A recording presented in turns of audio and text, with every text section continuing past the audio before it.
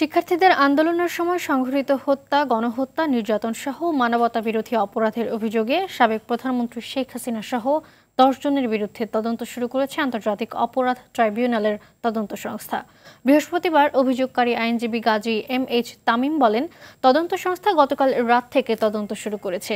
এর আগে বুধবার শিক্ষার্থীদের আন্দোলনের সময় ১৫ জুলাই থেকে ৫ আগস্ট পর্যন্ত সংঘটিত হত্যা, গণহত্যা, নির্যাতন সহ মানবতাবিরোধী অপরাধের অভিযোগে সাবেক প্রধানমন্ত্রী শেখ হাসিনা, জুনায়েদ আহমেদ, পলক সহ ১০ জনের বিরুদ্ধে তদন্তের জন্য আন্তর্জাতিক অপরাধ ট্রাইব্যুনালে অভিযোগ জমা দেওয়া হয়।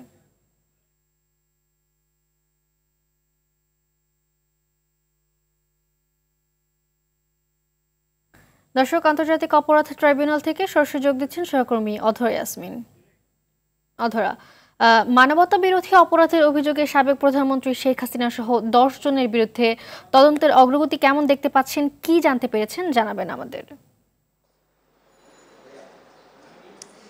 মালিহা, আন্তর্জাতিক অপরাধ ট্রাইব্যুনালে গেল ১৫ জুলাই থেকে ৫ আগস্ট পর্যন্ত যে শিক্ষার্থীদের আন্দোলন ছিল, সেই শিক্ষার্থীদের আন্দোলনে যারা নির্যাতনের শিকার হয়েছে, হত্যার শিকার হয়েছে, তো সেটাকে বলা হচ্ছে জুলাই গণহত্যা। আপনাকে একটু জানিয়ে রাখলাম আর কি, সেই গণহত্যার জন্যই যে সেটা কিন্তু একটা মানবতা বিরোধী অপরাধ, সেটাই বলছেন সকলেই। তো সেটার জন্যই কিন্তু বাগেরহাটের সিয়ামও কিন্তু এই আন্দোলনের শরিক ছিলেন। বাগেরহাটের সিয়ামের বাবা বুলবুল কবির একটা অভিযোগ দায়ের করেন। সেই অভিযোগের পক্ষে যিনি ছিলেন তিনি হচ্ছে গাজী এম.এইচ. তামিম। সে গতকাল ধানমন্ডিস্থ যে ট্রাইব্যুনাল রয়েছে সেই ট্রাইব্যুনালে অভিযোগটি দায়ের করেন এবং কালকেই সেই অভিযোগটি আমলে নেন তদন্ত সংস্থাটি। এবং আপনাকে একটু জানিয়ে রাখি যে সেই তদন্ত সংস্থা তদন্ত করার পরে সেটা কিন্তু আপনার ট্রাইব্যুনালে প্রতিবেদন দাখিল করবেন এবং তারপরেই কিন্তু আসলে বিচার হবে। তো যে সংস্থাটি সংস্থাটির আতাউর রহমান সেই তদন্ত কর্মকর্তা, তিনি গতকাল রাত থেকে তদন্ত করছেন। আমাদের সাথে যুক্ত হবেন সেই আইনজীবী। আমি আইনজীবীর কাছে যাচ্ছি এবং তাকেই সরাসরি আসলে আমরা প্রশ্ন করব।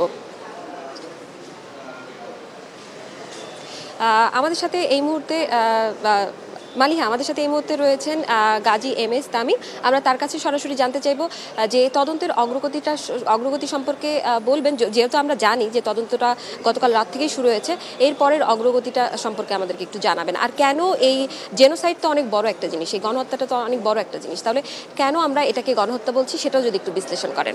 জি, আপনারা জানেন যে কালকে মামলা ফাইল করার সাথে সাথে তদন্তকারী সংস্থা এটাকে একটি রেজিস্টারভুক্ত করেছেন, যার মাধ্যমেই একটি মামলা রুজু হয়েছে এবং মামলা নাম্বারও পড়ে গিয়েছে। ওই মামলা রুজু হওয়ার পরপর ওনারা এই মামলা তদন্ত করার জন্য একজন তদন্তকারী কর্মকর্তা নিযুক্ত করেছেন। তদন্তকারী কর্মকর্তা নিযুক্ত হওয়ার পরে উনি তদন্ত কার্যক্রম শুরু করেছেন। তদন্ত কার্যক্রম শুরু করার প্রাথমিক পর্যায়ে উনি সমস্ত পত্রিকাগুলো ওই পিরিয়ডের কালেক্ট করেছে এবং তা এখন পর্যালোচনা করছেন। উনি তদন্ত কার্যক্রম শেষ করে তদন্ত রিপোর্ট জমা দিবেন ট্রাইব্যুনালের চিফ প্রসিকিউটর বরাবর। চিফ প্রসিকিউটর এটাকে ফর্মাল চার্জ হিসাবে ট্রাইব্যুনালের জমা দিবেন। এর মাধ্যমে বিচার প্রক্রিয়া শুরু হবে। এটাই হলো বিচার। জেনোসাইড বলা হচ্ছে সেটা যদি একটু বলতেন। জি, জেনোসাইড এটা বলা হচ্ছে কারণ হলো জেনোসাইডের সংজ্ঞা আমাদের আন্তর্জাতিক অপরাধ ট্রাইব্যুনাল আইনের ৩(২)(c) ধারাতে বর্ণনা করা আছে। সেখানে বলা আছে যে যদি কোনো টার্গেটেড পিপলকে as a whole or in part destroy করার উদ্দেশ্যে কোনো গণহত্যা বা হত্যা করা হয় তাহলেই সেটা গণহত্যা হবে।